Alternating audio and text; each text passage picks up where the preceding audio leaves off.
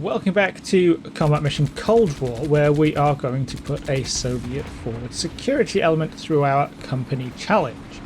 The FSC is essentially a reinforced company. It's the same BTR motor rifle company that had a pretty bad time on its own, but with some additions that turn it into a real combined arms force. This means getting the other two legs of the combined arms tripod, armour and artillery. The company has an attached tank platoon. I've used the T-62 1972 for this, so we get a reasonable analogue to the M60A1 that the Americans used in the last video.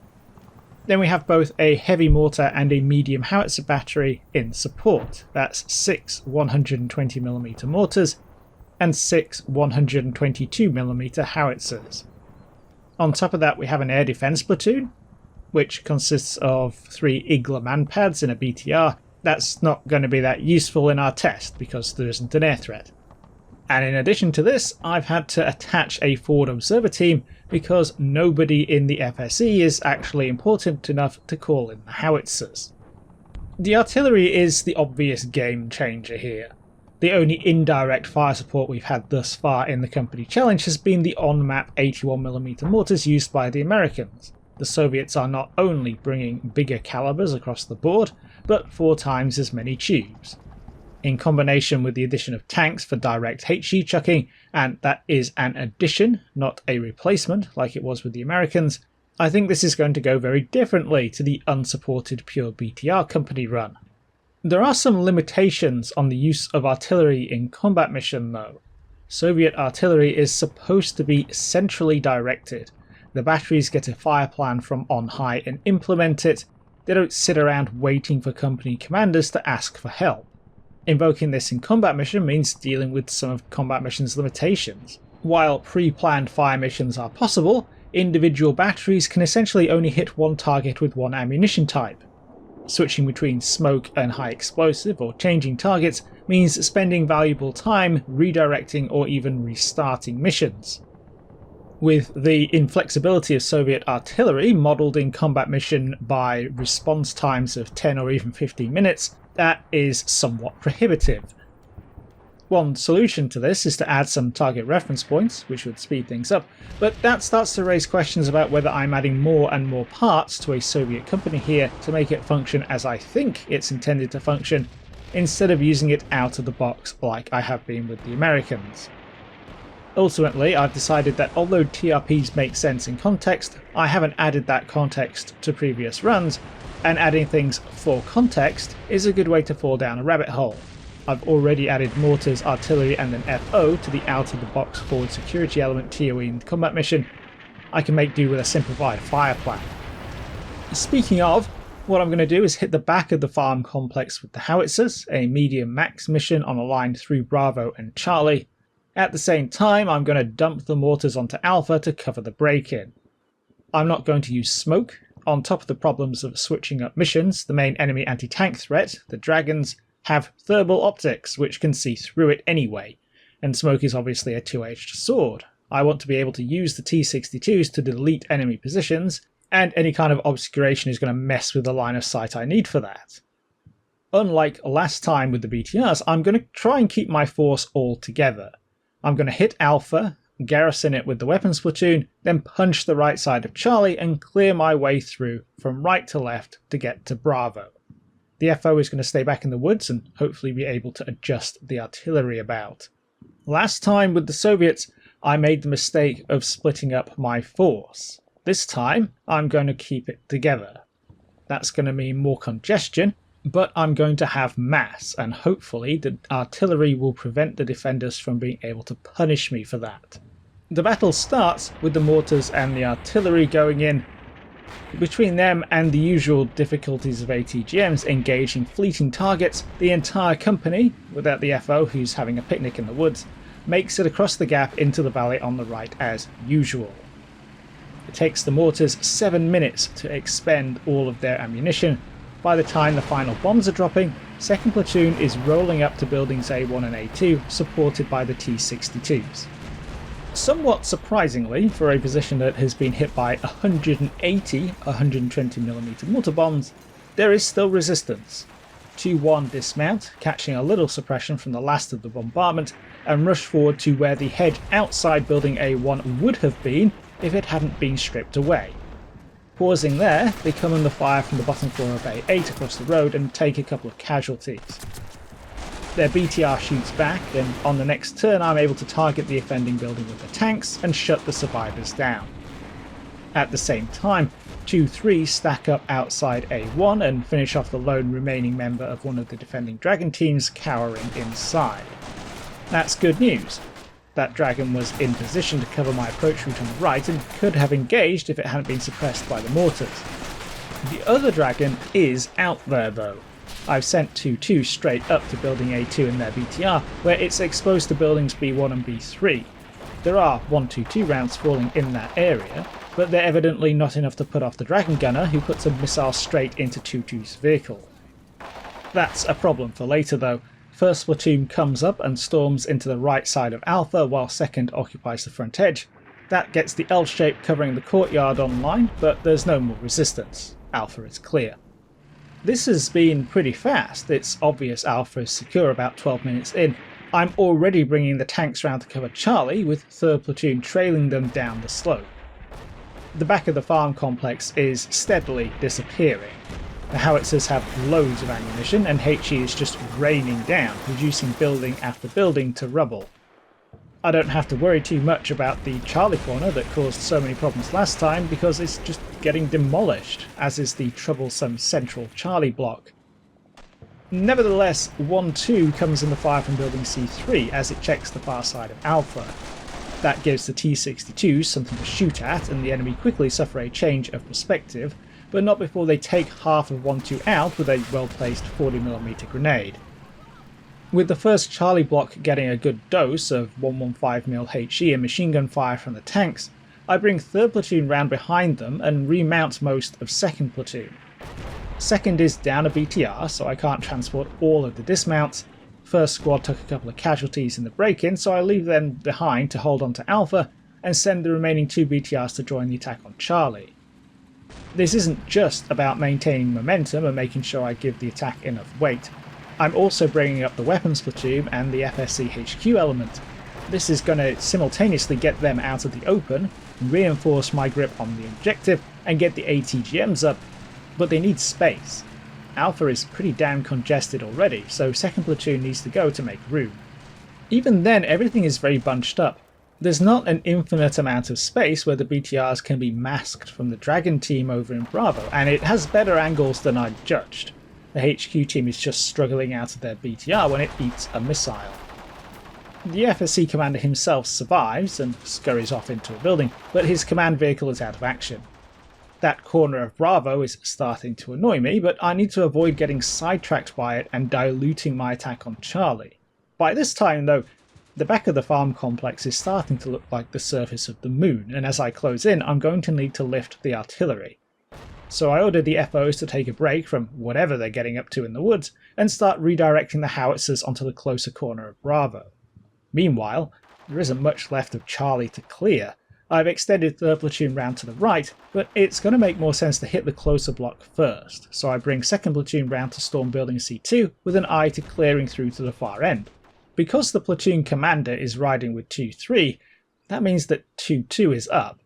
Again, they drive straight up to C2 and start to dismount, only to come under fire from C7. If I'd kicked them out only a few meters back, it wouldn't have been a problem due to the angles of the buildings, but at least I found another target.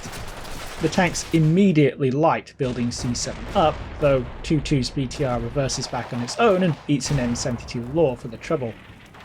Despite that, C7 collapses under sustained HE fire, throwing up a pall of dust that hides 3-2 as they rush up in their BTR and storm the adjacent building C6. There's no more resistance from C7 though, just bodies in the rubble. The rest of 3rd platoon moves to occupy the Charlie corner, but again it's just ruins. It doesn't take long for a 2nd platoon to get all the way to the end of the 1st Charlie block, and there's not much left of the 2nd.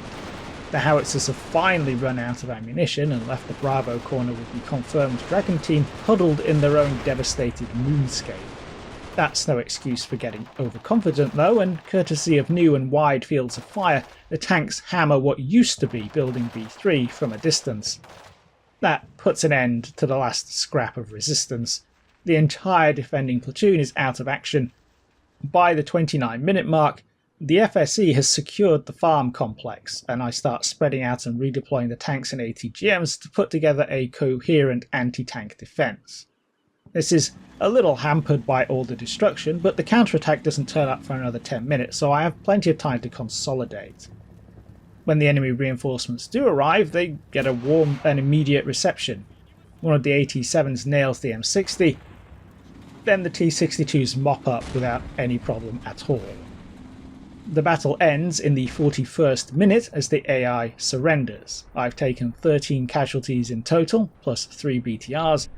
The defenders lost 61 men killed, wounded and missing, plus the M60 and 3 M113s. The kicker here is that the artillery did most of the work.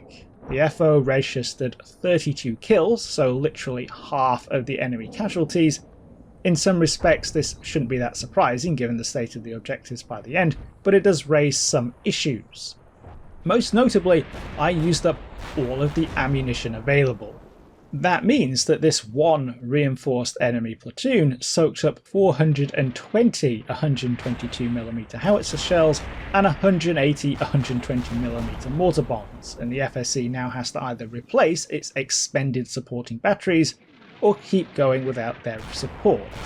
In a combat mission context, obviously I don't have to worry about exactly how the supporting batteries are going to get resupplied or swapped out, but that would be an issue for a real forward security element. There are means for calculating exactly how much artillery would be required for this that an actual unit could call on, but A, I didn't do any of that, and B, that requires a level of fire mission detail that combat mission just doesn't support. In other words, we may well have found an issue here with over-expenditure of artillery ammunition and the corresponding follow-on effects. This has a lot to do with context, which we're not really defining here, so exactly how much artillery an FSE will use on this kind of objective, assuming it's the kind of objective the Soviets would bother to attack instead of bypass, is a question that creates a lot of problems and isn't necessarily easily plugged into something like combat mission. It's also worth noting that, obviously, the use of artillery is not something unique to the Soviets. The FSE got heavy mortar and medium howitzer batteries in support because that's what it says they should get in FM-100-2-1. There's a strong argument that any companies going through our challenge here would have similar kinds of artillery support. American 4.2-inch mortars and 105 or 155 howitzers are equally capable of flattening the entire farm complex and somewhat trivializing the entire thing. Regardless, if we get back to our 3 tasks, it's clear that the off-map support was very effective. Alpha was hit by the heavy mortars for 7 minutes, there were 3 teams in there, a Dragon team in A1, plus the enemy FO, and a fire team in A8. These were in relatively good positions to contest the usual approach on the right, but they were suppressed and degraded by the mortars. I was able to time the arrival of 2nd Platoon pretty much perfectly, they were arriving just as the last shells were going in. Although there was a little resistance, I basically only took casualties because I had one squad hanging around in the open waiting to get shot. In any case, that resistance was quickly snuffed out by the overwatching T-62s. My biggest difficulty was really congestion. This was directly related to my decision to try and use mass more effectively than the previous Soviet run. The pure BTR company really struggled at platoon level, so I was determined to stack at least 2 platoons against each objective. That resulted in a couple of BTR losses to the Dragon team in B3, simply because I was struggling to find a good balance between dispersion and cover. Realistically, clearing Alpha really set the trend for clearing the remaining objectives. Most of the enemy had already been destroyed by the artillery by the time the infantry started to move in. When resistance was encountered, we got the same experience we had in the last run with the American Mixed Company. Enemy located, bring up tank, delete. Again, that doesn't mean there were no casualties, especially when making contact with the enemy, but there was an obvious difference between this and the experience of trying to slog through with BTRs and dismounts alone. The fact that the artillery deleted half the opposition and half the buildings only sped up the process of clearing. Finally, as usual, the enemy armoured counterattack was a bit of a joke, achieving absolutely nothing and being destroyed in short order with no problems at all. The standout point is that, having cleared the objective much faster than previous runs, I had the time to consolidate properly, positioning the ATGMs and the tanks where they would be most effective, hiding the BTRs and spreading the infantry about, in a way that I haven't been able to do with other runs. I don't think it would have made much difference had I not been able to do that though. What we've seen so far is that this element of the challenge is a tick box for anyone with ATGMs, and it could really do with being changed. Overall, I think the main takeaway here is that it would probably have been a more interesting run without the artillery. Dumping a significant amount of high explosive on the target and then mopping up what's left might make perfect tactical sense. It's always a good idea to win your battles before you get to them, but at the same time, it left a lot less space for the on-map components of the FSE to demonstrate how they interact and what their strengths and weaknesses are. So I think this one is a little bit of an aberration, probably worth exploring, and forward security elements are definitely meant to have this kind of artillery support, but not something I think we need to repeat. That said, what we saw of the FSE infantry and armour combination working together definitely conforms to what we saw with the Americans. Incorporating armour really changes the game at the tactical level. The main issue was that congestion, which is partly to do with the FSE's tank platoon being an addition to the BTR company, rather than the replacement of an existing platoon. A larger formation always has advantages and disadvantages. Here, we didn't really get to see if having the extra mass made that much of a positive difference, but we did get to see a couple of BTRs blow up because I had to try and fit them into a limited space. So to some extent, the jury's still out on that. Definitely an interesting run for all that though. Now we've covered basic mechanized and combine arms companies for both the Americans and the Soviets. By the time this video comes out, hopefully the BAOR module will have been released, so we can throw the British, Canadians and VDV through the same mill and see how they perform. I'm particularly interested in how the Brits and Canadians stack up. I really want to see how battle rifles change the infantry fight. My money is on automatic weapons fire being decisive, at least at the short ranges we're likely to see here, but it would be nice to be surprised. Anyway, hope you all enjoyed this video and found it interesting. If you'd like to see these early, you can do so via Patreon and YouTube memberships. Whether you do or not, thanks for watching, and I'll catch you in the next one.